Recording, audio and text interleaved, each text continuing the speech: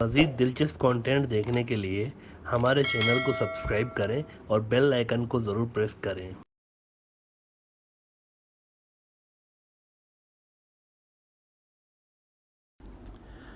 काबुल के अंदर इस वक्त सुकून है।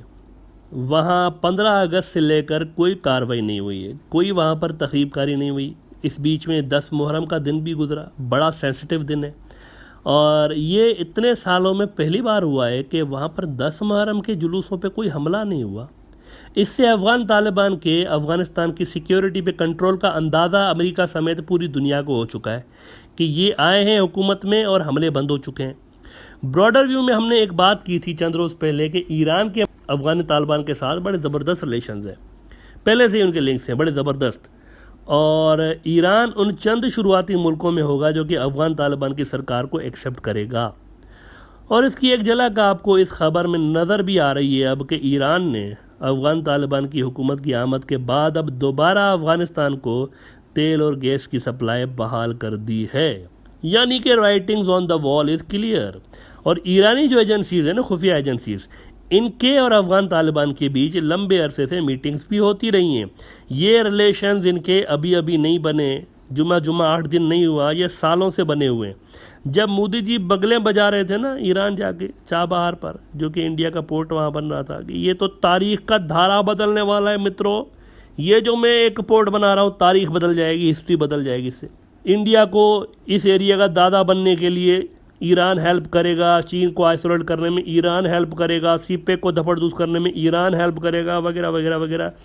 भक्त बड़े खुश थे, बगले बजा रहे थे कि वाह मोदी जी वाह, मोदी ये तो मुमकिन है। क्या मास्टर स्ट्रोक खेला है मोदी जी आपने। यानी ईरान हमें मदद करने जा रहा है कि हम सुपर पावर बने, ईरान विल हेल्प अस। वाह। अच्छा, एक बड़ा होलंगामा हुआ ना, बड़ा होलंगामा। कई रोज़ तक खुशी के मारे बहुत सारे भक्तों को नींद नहीं आई। उन्होंने बल्कि आराम की इंजेक्शन्स लगाई हैं कि डॉक्टर साहब खुशी के मारे नींद नहीं आ रही, इंजेक्शन लगाएं ताकि कुछ घंटे तो सो जाएं। ये जब चाबहार बन रहा था, इस कदर बगलें बजाई गई। तो जब ये सब कुछ हो रहा था ना, ड्रामेबाजियाँ, उन दोनों ईरानी असल में मोदी जी की नन्ही मुन्नी ख्वाहिशों पे हंस भी रहे थे अंदर ही अंदर कि यार ये किस किस्म का बंदा आ गया इंडिया में। और साथ ही साथ एक बड़े ऑब्जेक्टिव पर भी वो काम कर रहे थे, पाकिस्तान, चीन और रूस के साथ मिलकर। ये वो दौर था जब चीन और पाकिस्तान के ताउन से ईरान मज़ीद करीब आ रहा था अफ़गान तालिबान के। चीन और पाकिस्तान क्लियर थे कि करना क्या है, कैसे करना है, क्या करना है।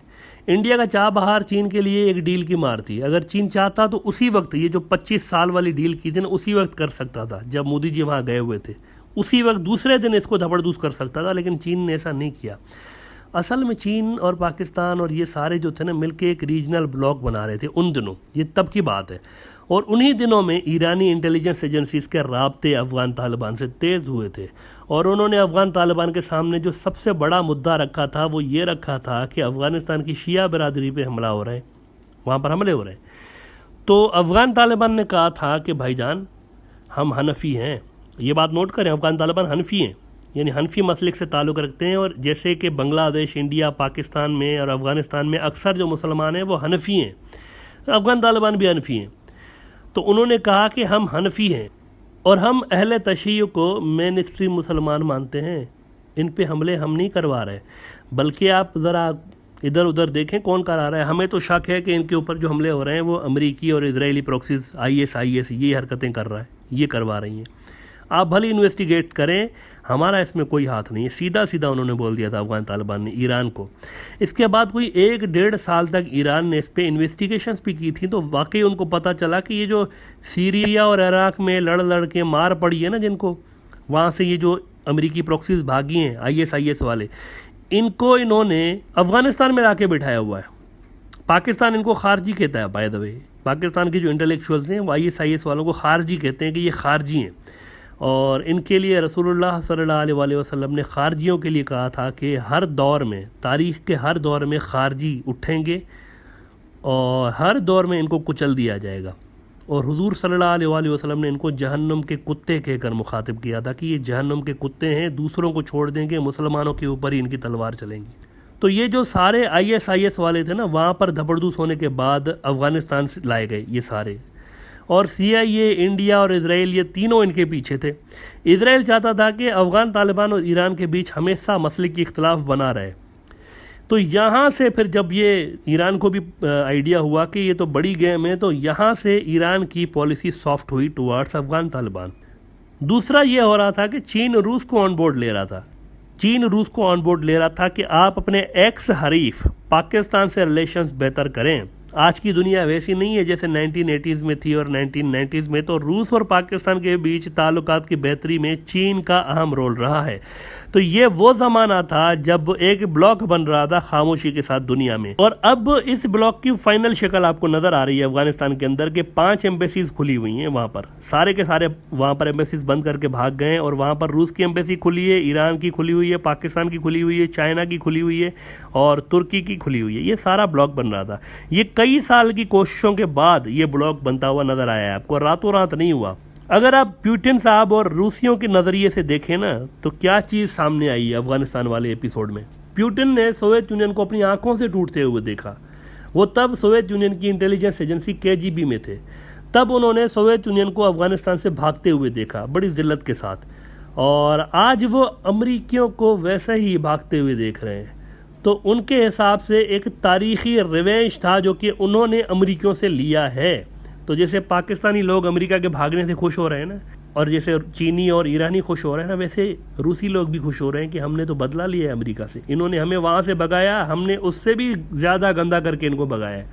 तो रूसी खुश हैं, रूसी बड़ा खुश हैं। इसीलिए ये जो इंडिया कोशिशें कर रहा था ना वहाँ जाकर के आप हमारे साथ मिल जाएं, रूसियों को बोल रहा था, ये बच्चों वाली कोशिशें थी। रूसी खुश हो रहे हैं कि हमने तो बदला ले लिया है अमरीकियों से। काबुल इस वक्त शांत है, जहाँ जहाँ पर अफगान तालिबान की हुकूमत है, यानी कि काबुल एयरपोर्ट के अलावा हर जगह उन्हीं की हुकूमत है काबुल में, तो वहाँ पर शांति है। हाँ, अगर पैनिक है कहीं तो एक जगह पर है। कहाँ पे? काबुल एयरपोर्ट पे। और काबुल एयरपोर्ट पर अफगान तालिबान का कंट्रोल नहीं है, ये बात याद रहे। उसकी सिक्योरिटी अमेरिका के पास है। यानी जहाँ अमेरिका है वहाँ पैनिक है, और जहाँ अफगान तालिबान है वहाँ सुकून है। और वेस्टर्न मीडिया, वो जो अमेरिका की प्रेजेंस वाली जगह पर पैनिक फैली हुई है ना, उसको इंडियन मीडिया, वेस्टर्न मीडिया ये कहकर दिखा रहा है कि गोया कि तालिबान ने ये सारी पैनिक फैलाई हुई है पूरे अफगानिस्तान के अंदर, which is utter nonsense. Panic फैली वहाँ पर हुई है जहाँ पर अमेरिकी सोल्जर्स मौजूद है, वहाँ पर पैनिक है। जहाँ तालिबान है वहाँ पैनिक नहीं है, अफरा तफरी नहीं है। ऐसा इसी अफरा तफरी में जो काबुल एयरपोर्ट पर अफरा तफरी मची हुई है ना, इसमें एक अजब वाक़या हुआ है, अजब सा वाक़या हुआ ये कि ये जो यूक्रेन है ना, जिनका बड़ा मसला चलता रहता है इनके साथ, रशियंस के साथ, इनके बड़े एक ख़राब रिलेशन है रशियंस के साथ, अमरीकियों के साथ बड़े ही ज़बरदस्त रिलेशन हैं इनके। तो यूक्रेन के नायब वज़ीर ख़ारजा आए टीवी पे। अब ये दिस इज़ वेरी फ़नी, ये टीवी पे आए और उन्होंने कहा कि हमारा जहाज़ अगवा हो गया है, हाईजेक हो गया है, काबुल एयरपोर्ट से हाईजेक हुआ है, इसको ईरान ले गए। तो एक अफरा तफरी फैल गई पूरी दुनिया के अंदर कि ये क्या हुआ है भाई। अब वहाँ पर तो जहाज़ अगवा होना शुरू हो गए, तो मज़ीद केओस फैल गया। अच्छा, काबुल एयरपोर्ट पे अमरीकी हैं, उसकी सिक्योरिटी उन्हीं के पास है, जैसे कि हमने आपको बताया। तो अफगान तालिबान पर भी ब्लेम नहीं लगाया जा सकता था कि उन्होंने करवाया है। भाई जब फौजी अमेरिका के खड़े हुए हैं तो अफगान तालिबान कैसे करवा सकते हैं हाईजेक। लेकिन यूक्रेन ने कहा कि ये जहाज़ हुआ है अगवा और उसको ईरान ले गए। ईरान ने कहा कि हाँ, एक यूक्रेन का जहाज़ आया तो सही, लेकिन उसने तेल भरवाया और दोबारा यूक्रेन चला गया, हाईजेक तो नहीं था। आए हैं इधर, उतरे, तेल भरवाया और चले गए। अब ये एक अजीब कन्फ्यूजन फैल गई। यूक्रेन वाले कुछ कह रहे हैं कि जहाज़ अगवा हो गया है, उसमें हमारे मुसाफिर थे और उसको ईरान लाया गया है, और उधर से ईरानी कह रहे हैं कि आपका जहाज़ तो तेल भराने के लिए उतरा था और चला गया फिर दोबारा। अच्छा, फिर यूक्रेन वालों का मैसेज आया, उनकी जो फॉरेन मिनिस्ट्री है उनका मैसेज आया कि असल में हमारा जहाज़ जो है ना अगवा नहीं हुआ, चोरी हो गया है ना। ये भी दिन देखने थे, जहाज़ चोरी हो गया है।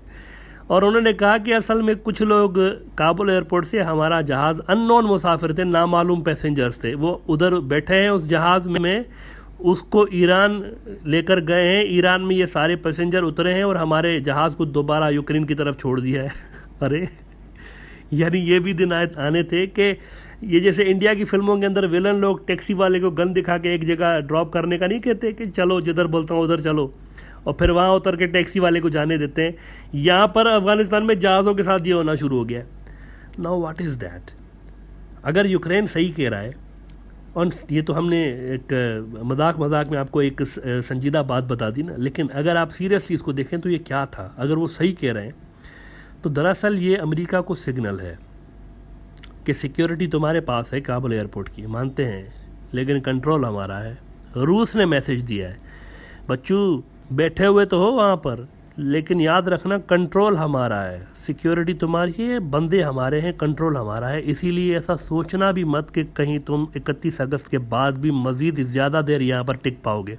अमरीकी इत्तेहादी है ना यूक्रेन, और उसके रूस के साथ ख़राब रिलेशंस हैं, उसके साथ टाई फिश हुआ है ना। तो ये तो अमेरिका को पैगाम था कि भाईजान 31 अगस्त आपकी लास्ट डेट है, वरना फिर ऐसे ही आपके और भी जो इत्तेहादी हैं उनके जहाज़ भी टैक्सी के तौर पर इस्तेमाल होते रहेंगे। यहाँ पर हमारे जो लोग होंगे उनमें चढ़कर अपने इत्तेहादी मुल्कों में उतरेंगे और टैक्सी के तौर पर आपके जहाज़ यूज़ करते फिरेंगे।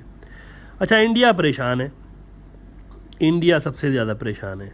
सेंट्रल एशिया से, ईरान से, अफ़गानिस्तान से आउट तो हुआ ही है। यारी है ईमान मेरा यार मेरी ज़िंदगी गाते गाते मोदी साहब वहाँ से गया है। लेकिन एक और बहुत बड़ा मसला पैदा हो गया है। ओहो, बहुत बड़ा मसला, बहुत बड़ा सीन हुआ है। वो सीन क्या है वो ज़रा हम आपको बताते हैं। बहुत बड़ा सीन हुआ है, ह्यूज सीन हुआ है। आप सुनेंगे तो आप हैरान हो जाएंगे कि ये क्या हो गया उनके साथ अफ़गानिस्तान के अंदर। लेकिन उससे पहले आपको ये बता दें, इंडिया की सिक्योरिटी का स्ट्रक्चर थोड़ा सा समझा दें आपको कि किस कदर नॉन प्रोफेशनल लोग इंडिया की सिक्योरिटी के मामलात और फॉरेन पॉलिसी चला रहे हैं। बुनियादी तौर पर सिक्योरिटी इंडिया की और फॉरेन रिलेशंस 3 लोगों के हाथ में है। एक तो 8वीं पास प्राइम मिनिस्टर मोदी साहब हैं, 8वीं पास हैं, हाई स्कूल तक पढ़े हैं। और दूसरे वहाँ के जो प्रो अमेरिकी एक ब्यूरोक्रेट हैं जयशंकर साहब, यानी सरकारी ऑफिसर थे, ये एक गवर्नमेंट जॉब करते थे फॉरेन मिनिस्ट्री में, और अब फॉरेन मिनिस्टर बन गए मोदी जी की कृपा से। ये ब्यूरोक्रेट थे, सरकारी नौकरी करते थे पहले इंडियन फॉरेन मिनिस्ट्री में, लेकिन बीजेपी और अमेरिकी इंतज़ामिया के साथ इनके रिलेशंस थे भी, इसीलिए इनको मोदी जी ने फॉरेन मिनिस्टर लगा दिया।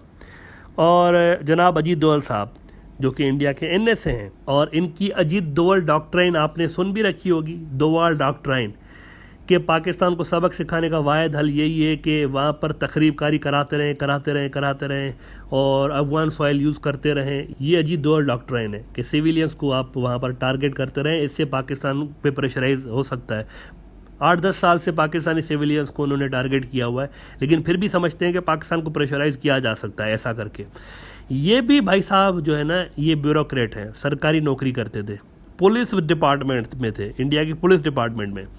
वहाँ से इनका यानी ट्रांसफ़र होता है इंटेलिजेंस इदारों के अंदर, और कुछ अर्सा फिर ये भेस बदल के पाकिस्तान में ख्वाजा गरीब नवाज़ की दरगाह पर नान छोले खाते रहे लंगर के, और उससे फिर मोदी जी के दिल में बड़ा इनके लिए एक वाह यार, ये तो पाकिस्तान रह कर आए भेस बदल के, जेम्स बॉन्ड है ये तो 007 इंडिया के, वहाँ पर ख्वाजा गरीब नवाज़ की दरगाह पर नान छोले खाते रहे, तो he is very competent spy. Modi साहब यही समझते रहे, इनको लगा दिया एनएसए इंडिया का उन्होंने। ये 3 लोग अहम हैं इंडिया के डिफेंस और फॉरेन पॉलिसी के महाज पे, जयशंकर साहब, अजीत डोवल साहब और जनाब मोदी साहब खुद।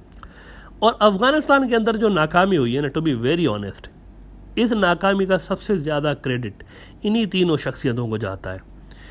नाकामी का भी क्रेडिट इन्हीं को जाता है। 2013 के अंदर अजीत डोवल साहब ने एक लेक्चर के दौरान कहा था, ये ऑन द रिकॉर्ड है, इनका लेक्चर यूट्यूब पे पड़ा हुआ है, कि हमने अमेरिका के साथ मिलके मजबूत अफगान नेशनल आर्मी बनाई है, 3,25,000 लोग इसमें हैं, वेल ट्रेंड हैं, वेल इक्विप्ड हैं। अब वहाँ पर कोई भी सियासी तब्दीली आती है, इस्लामी रिवोल्यूशन आ रही, कोई भी आ जाए, ये फ़ौज और ये पुलिस जो हमने बनाई है, इतना बड़ा कारनामा हमने किया है, ये अफ़गानिस्तान के अंदर वेस्टर्न डेमोक्रेसी कायम रखेगी, उसके कॉन्स्टिट्यूशन को बचा के रखेगी। कौन सा कॉन्स्टिट्यूशन? जो कि अमेरिका और इंडिया ने बनाया था, इसके कॉन्स्टिट्यूशन को बना के रखेगी। जब तक कॉन्स्टिट्यूशन है हमारी वहाँ पर जगह बनी रहेगी, ये उन्होंने कहा था। और कहते हैं कि ये 2013 की तकरीर की बात बता रहे हैं हम, और कहते हैं कि मैं कई पाकिस्तानी जनरल से मिला हूँ, सारे के सारे कह रहे हैं कि डोवल साहब आपकी सोच गलत है, वक्त आने पर ये जो सारी फ़ौज आपने बनाई हुई है ये सरेंडर कर देंगे, लड़ेंगे ही नहीं, क्योंकि इनमें इतने फॉल्ट लाइन्स मौजूद हैं। अब ये 2013 की बात हो रही है कि पाकिस्तानी जनरल्स जो हैं वो अजीत डोवल को कह रहे हैं कि ये जो फ़ौज बनाई है ना 3,25,000 की, ये लड़ेगी ही नहीं, सरेंडर कर देगी। और उन्होंने इनको कहा डोवल साहब को कि आप अफ़गानिस्तान की सोसाइटी को नहीं जानते उतना जितना हम जानते हैं, हम जानते हैं, आप नहीं जानते, आप उधर दूर बैठे हुए हैं, आपको कुछ पता नहीं अफ़गानों का। और फिर अजीत डोवल साहब कहते हैं कि I don't agree with them, ये जो पाकिस्तानी जनरल जो कह रहे हैं ये ऐसे ही कह रहे हैं, मैं इनसे इत्तेफाक नहीं करता कि ये नहीं लड़ेंगे, ये लड़ेंगे, भरपूर लड़ेंगे। और अब देखें ना, 2021 में जब इन्होंने सरेंडर कर दिया अफगान नेशनल आर्मी में, और उसी वजह पे किया है, ये जो एथनिक फॉल्ट लाइन्स थी ना, इसने बड़ा एक रोल प्ले किया उसमें सरेंडर का, वही जो असेसमेंट पाकिस्तानी जनरलों ने की हुई थी। अब दोवल साहब जो है वो छुपते छुपाते फिर रहे हैं, मुंह छुपा रहे हैं अपना मीडिया से कि यार ये क्या हो गया। और इनकी ये जो एक तकरीर थी ये वायरल हुई पड़ी है, और मुंह छुपाते फिर रहे हैं कि यार 8 साल मैंने बर्बाद किया, वक्त बर्बाद किया इंडिया का, गलत डायरेक्शन में ले गया इंडिया को, और इससे इंडिया के स्ट्रेटजिक जो इंटरेस्ट से उनको शदीद नुकसान हुआ है, और मैंने इंडिया के स्ट्रेटजिक इंटरेस्ट के साथ डिफेंसिव ऑफेंस खेला है। अब इंडिया के साथ मसला ये हुआ है, वो जो हम बता रहे थे ना कि बहुत बड़ा सीन हो गया है, ये जो अफगान तालिबान अचानक घुसे हैं काबुल के अंदर। आपको याद है पहले इन्होंने कहा था कि नहीं घुसेंगे और पॉलिटिकल सेटलमेंट चाहते हैं, फिर ये अचानक से घुस गए इतनी तेज़ी के साथ। यानी अगर आप ये जो कब्ज़ा हुआ है ना, ये जो टेक ओवर हुआ है, इसकी ज़रा पैटर्न देखें आप। पहले ये तेज़ हो जाते थे फिर रुक जाते थे, फिर ये तेज़ हो जाते थे फिर रुक जाते थे, यानी इस तरह से उन्होंने ये सारा कब्ज़ा किया है। यकायक वो एक दिन में 6 प्रोविंसेस लेते जा रहे थे, फिर 4-5 दिन फिर सन्नाटा, चुप, 4-5 दिनों तक कुछ भी नहीं करते थे, फिर ये एक दिन में 4-5 प्रोविंसेस ले जाते थे, फिर चुप। और ऐसे ही काबुल के इर्द गिर्द के सारे इलाके लेकर ये 4-5 दिन 7 दिन बैठे हैं ऐसे ही, फिर अचानक घुस गए। ये क्यों हो रहा था, सवाल है ना। ये सब क्या कर रहे थे? चाहते तो मुस्तकिल तौर पर इस ड्राइव को कंटिन्यू करते और सारे के सारे अफगानिस्तान पे कब्जा कर लेते, लेकिन ये सब कुछ क्या कर रहे थे वो? असल में चीनियों की, पाकिस्तानियों की और अफगान तालिबान की, इन तीनों की नज़र गड़ी हुई थी एक सरकारी इमारत के ऊपर जो कि काबुल के अंदर है। पूरे अफगानिस्तान में एक चीज़ के ऊपर इनकी सबसे ज़्यादा तवज्जो थी कि वहाँ घुसना है और वहाँ अचानक से घुसना है हमें, और उस जगह का रिकॉर्ड हमने अपने कब्ज़े में लेना है। कुछ भी हो जाए वो सारा रिकॉर्ड हमने हासिल करना है। कहाँ पे? एनडीएस की ऑफिस। वो अफगान खुफिया एजेंसी एनडीएस जिसको रॉ और सीआईए ने मिलकर बनाया था, और जिसकी ऑफिस में बैठ कर रॉ हमले प्लान करता था और सीआईए वाले हमले प्लान करते थे कि चाइना के बीआरआई के मंसूबों को कहाँ कहाँ हिट करना है, और पाकिस्तान के अंदर ईरान के खिलाफ कहाँ कहाँ पर स्ट्राइक करना है, और पाकिस्तान और अफगानिस्तान के अंदर शिया कम्युनिटीज़ को कैसे टारगेट करना है। ये सारी बिरयानी वहाँ पकती थी उस बिल्डिंग के अंदर, सारा रिकॉर्ड उसमें होता था। अफगान तालिबान अचानक से घुसे हैं उसमें, और जाते जाते भागते भागते एनडीएस वालों ने बड़ी हद तक रिकॉर्ड चला भी दिया है, डिस्ट्रॉय भी किया है, लेकिन बहुत बड़ा रिकॉर्ड उनके हाथ में भी लग गया है। अफगान तालिबान के बहुत बड़ा रिकॉर्ड उनके हाथ लगा है, और उनके पास पड़ा हुआ है, अफगान तालिबान के पास पड़ा हुआ है। यही नहीं, उस रिकॉर्ड में ये भी सारा लिखा हुआ है कि अगले 5 सालों में कहाँ कहाँ पर क्या क्या ऑब्जेक्टिव्स हासिल करने हैं हमने, कैसे कैसे हमने कौन सी प्रॉक्सीज को सपोर्ट करना है, क्या ऑब्जेक्टिव्स चाइना के खिलाफ कैसे हम करेंगे, पाकिस्तान के खिलाफ, ईरान के खिलाफ कैसे करेंगे, ये सारा उसमें लिखा हुआ है। ये सारा का सारा डेटा हाथ लग गया इनके। तो इस वक्त अफगान तालिबान की डिप्लोमेटिक कुव्वत का आलम यह है कि एक रिपोर्ट अगर आउट कर देना उसमें से एक रिपोर्ट, तो इंडियन फॉरेन रिलेशंस हिल जाएंगे पूरे के पूरे। कई मुल्कों के साथ इंडिया के ताल्लुकात ख़राब हो सकते हैं। 1 अगस्त तक भी ये माना जा रहा था ना कि 6 महीने, यानी गुज़िश्ता ये जो अगस्त का महीना चल रहा है, 1 अगस्त तक भी ये माना जा रहा था ना कि 6 महीने में चलेगी रेजिस्टेंस। अमेरिका को भी यही लग रहा था। यूएसए की जो इंटेलिजेंस एजेंसी है उसने कहा था 6 महीने लगेंगे, लेकिन रैपिड स्पीड के साथ, इतना रैपिड स्पीड के साथ ये कुछ हुआ है कि एनडीएस वालों को रिकॉर्ड जलाने का मौका ही नहीं मिला है पूरी तरह से। It was all pre planned. Afghanistan के अंदर जिस तरीके से कब्जा हुआ है ना, it was all pre planned, और ऑब्जेक्टिव यही था कि एनडीएस की ऑफिस से सारा का सारा रिकॉर्ड हमने हासिल करना है। तो इंडिया के लिए मुश्किलातें आने वाले टाइम में मज़ीद बढ़ने वाली हैं, ख़ासतौर पर अफगानिस्तान के अंदर से। और अमेरिका को यूक्रेन के जहाज़ से ये पैगाम दे दिया गया है कि अगर 31 अगस्त के बाद आप यहाँ से तशरीफ़ का टोकरा लेकर 9-2-11 नहीं हुए तो बदरी 313 फोर्स एयरपोर्ट के अंदर आ जाएगी अफ़गान तालिबान की। वैसे ये जो बदरी 313 फोर्स है ना, अफ़गान तालिबान की स्पेशल फोर्स, इन्होंने बड़ा एक फ़नी काम किया है। चंद रोज़ पहले इन्होंने अमेरिका के वर्ल्ड वार 2 की एक विक्ट्री वाली एक बड़ी मशहूर तस्वीर है, बहुत सारे अमेरिकी फ़ौजी मुश्किल से झंडा उठा रहे हैं, ऊपर कर रहे हैं और विक्ट्री दिखा रहे हैं, मशहूर तस्वीर है। इसका बड़ा खूब मजाक उड़ाया है बदरी 313 वालों ने, और उन्होंने इसका ड्रामा करके दिखाया अमेरिकियों को। और इनकी ये तस्वीर इंटरनेट पर आजकल बड़ी वायरल है, और चीनी और रूसी बड़ा खुश हो रहे हैं इसको देख देख कर कि यार ये हाल हुआ है अमेरिका का। अब अफ़गान तालिबान इनका मजाक भी उड़ा रहे हैं। तो ये 31 अगस्त के बाद काबुल एयरपोर्ट के अंदर आ सकते हैं बद्री 313 वाले। अलबत्ता CIA के चीफ, ये एक नई डेवलपमेंट है कि CIA के चीफ मिले हैं अफगान तालिबान की सियासी क़यादत के चीफ मुल्ला बिरादर से। अच्छा, मुल्ला बिरादर इसलिए कहा जाता है क्योंकि जो अफगान तालिबान के हेड थे ना मुल्ला उमर, वो इनको बिरादर कहते थे। बिरादर, इन दोनों के मदरसे साथ में होते थे तो इनको बिरादर के नाम से कहते थे, तो वहाँ से इनका नाम मुल्ला बिरादर पड़ा है।